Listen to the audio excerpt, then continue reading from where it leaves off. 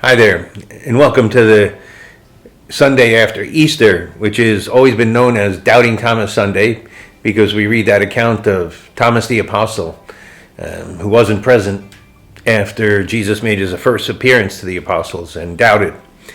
It's also been in recent years since Pope St. John Paul II named it Divine Mercy Sunday.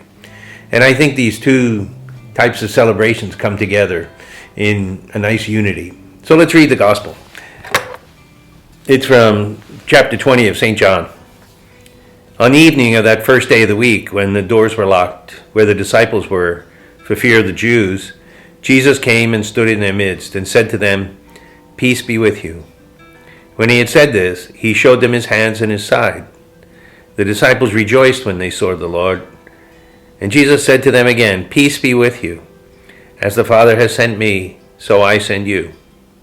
When he had said this, he breathed on them and said, "Receive the Holy Spirit. Whose sins you forgive are forgiven them, and those whose sins you retain are retained." Thomas, called Didymus, one of the 12, was not with them when Jesus came. So the other disciples said to him, "We have seen the Lord."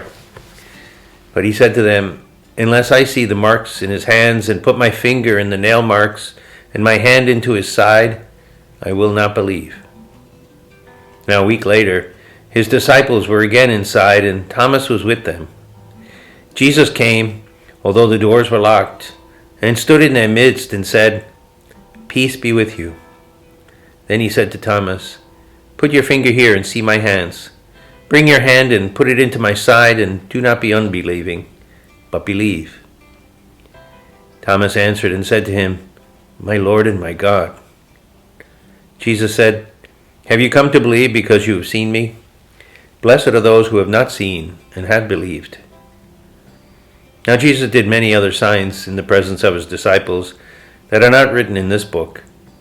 But these are written so that you may come to believe that Jesus is the Christ, the Son of God, and that through this belief you may have life in his name. The Gospel of the Lord.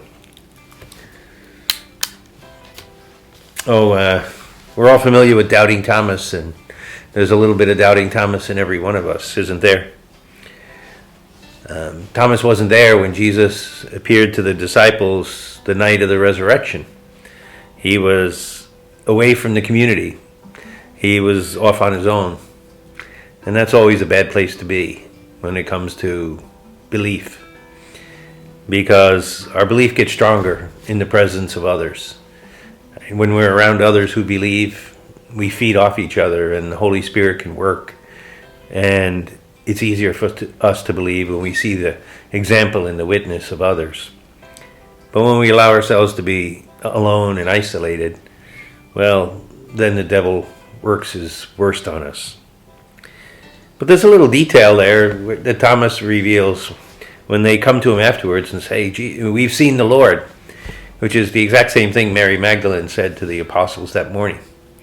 "I've seen the Lord." Thomas says unless he puts his finger in the wounds in his hands and his hand into the mark of the spear in his side, he won't believe. I thought it was interesting that in those couple of days between Jesus' crucifixion and the resurrection, it was those wounds had become a big deal. They were all focused on those wounds, so much so that that would be the proof for Thomas, if he could put his finger in the wounds in Jesus' hands or his hand into Jesus' side. So those wounds of Jesus become kind of a proof of credibility of this witness of the apostles. For Thomas, that's going to make the difference. And Jesus appears to him and invites him to put his hand into his side and his finger into those wounds. In a way, I think Jesus is inviting all of us into the mystery of his suffering, right? We have to enter into that. We have to touch it. We have to experience that if we're going to believe in the resurrection.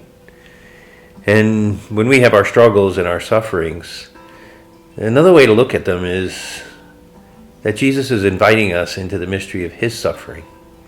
Because only once we go through that will it be possible for us to believe in the resurrection?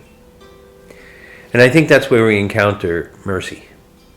And this great feast of Divine Mercy that we celebrate on Divine Mercy Sunday today is a celebration of that triumph over suffering and death. See, for Thomas, it was hard for him to believe that God could suffer in such a way, that God could be so powerful that he'd overcome death.